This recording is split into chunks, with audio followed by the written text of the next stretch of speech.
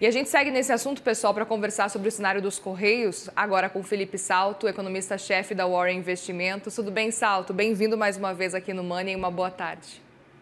Boa tarde, tudo bem com você? Tudo bem, eu queria muito saber a sua avaliação, antes de mais nada, sobre essa possibilidade de alterar a meta das estatais, muito por causa dos Correios. Como é que você enxerga esse cenário? Olha, isso é a crônica de uma morte anunciada, né? O problema das estatais está crescendo. Essa questão dos Correios não é nova. Os informes que os Correios têm prestado, se a gente analisar as informações contábeis disponibilizadas no site da empresa, mostram que há problemas de caixa e há problemas de resultado, né? A empresa tem prejuízo. E isso agora vai recair, de alguma maneira, pode recair sobre as costas da sociedade inteira, por meio do Tesouro, porque se promove um empréstimo dessa monta de 20 bilhões de reais com aval do Tesouro, o que vai acontecer é uma piora do resultado fiscal e isso deveria ser compensado com o aumento do esforço fiscal, portanto, do próprio governo central. Quer dizer, não dá para você simplesmente acomodar essa piora do resultado da estatal, no caso dos Correios, e deixar por isso. Se deixar por isso, quem vai pagar a conta é a sociedade como um todo, porque a dívida pública vai ser afetada, a taxa de juros vai ficar ainda mais pressionada e, portanto, o resultado agregado é muito ruim. Já passou da hora de se fazer um escrutínio e uma revisão de fato de estatais e de atividades empresariais do Estado que já não fazem mais sentido e acabam apenas onerando o erário e a sociedade. Pois é, Salto. E aí, levando em consideração as características do governo, levando em consideração o que a gente sabe até aqui diante do cenário das estatais, quais são as alternativas à flexibilização da meta? Você acredita que existem alternativas, levando em consideração que ano que vem é um ano eleitoral e a chance de cortar despesas públicas a gente sabe que é pequena, né?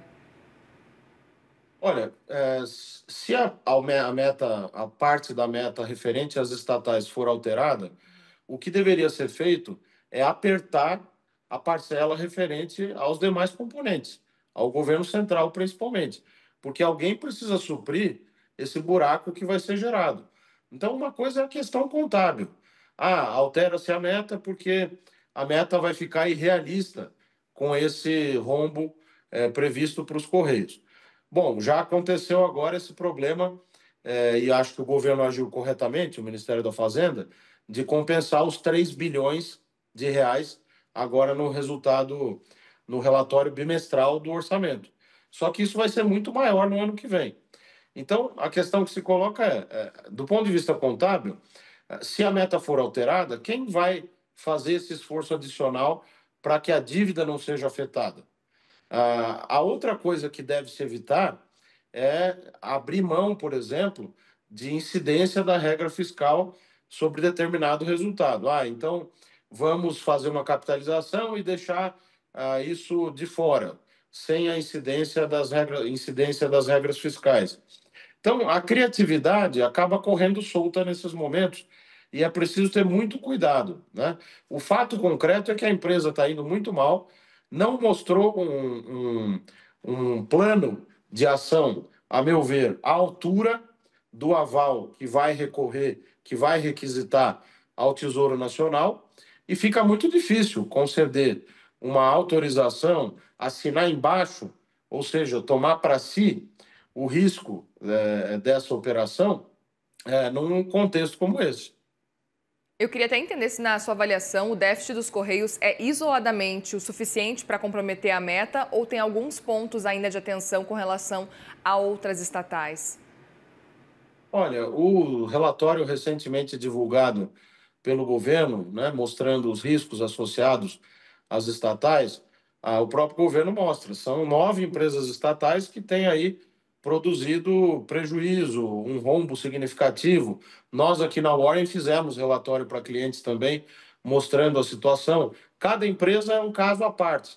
O que precisaria haver é uma avaliação geral de todos esses casos e superar esse tabu, Muriel, que é a questão ideológica, né, de privatização, como se isso fosse um palavrão. na verdade, pode ser a solução para muitos casos. Quer dizer, qual o sentido de ficar carregando uma empresa que não se modernizou, que já não consegue competir em muitos casos, que tem uma política de pessoal questionável, que serve para acomodações em cargos importantes de questões políticos partidárias. Então, é isso que a sociedade quer e espera. Agora, se existe a parte boa nos Correios, né, especificamente, que presta um serviço importante, que chega nos rincões do país, então vamos viabilizar isso. E como viabilizar isso? Discutir como viabilizar isso. E não simplesmente empurrar com a barriga e avalizar empréstimos dessa monta, num momento em que a situação fiscal é frágil. Pois é, eu até aproveito para te perguntar o quanto que isso também acrescenta mais uma fragilidade, enfraquece ainda mais o arcabouço fiscal, que a gente tem falado há bastante tempo, o quanto que ele está cada vez mais fragilizado. E agora essa mudança na meta das estatais pode impactar diretamente o arcabouço fiscal na sua avaliação, Salto? O problema não é o arcabouço. A meu ver, o novo arcabouço fiscal é uma boa regra, a Lei É. Complementar 200 de 2023. O problema é que a gente é muito bom de escrever regra fiscal, mas não é bom de cumprir. O teto de gastos tinha o seu valor, as metas de resultado primário, a própria lei de responsabilidade fiscal e o novo arcabouço fiscal, que nada mais é do que a junção de uma regra de gasto com uma regra de resultado primário. A questão é, há disposição para cumprir essas metas? Há disposição para fazer o ajuste fiscal necessário para estabilizar a dívida num prazo razoável? Nesse momento, não parece haver. As medidas que a Fazenda tomou são importantes. O governo conseguiu aprovar uma série de coisas no Congresso, inclusive algumas derivadas da MP 1303, está tentando avançar com a questão do seguro defeso. Veja o escrutínio que foi feito também no Bolsa Família, que levou uma redução dos gastos com o programa. Agora, a tributação das bets e das fintechs. Agora, do outro lado, tem o Congresso, que também dificulta a vida do Executivo e faz esse jogo espúrio de negociação em relação às emendas parlamentares, que também fazem parte desse problema fiscal, já que ultrapassaram montantes historicamente altos, né? As emendas cresceram mais de 700%, se pegar a média anual de 2016-17 e comparar com o estágio atual.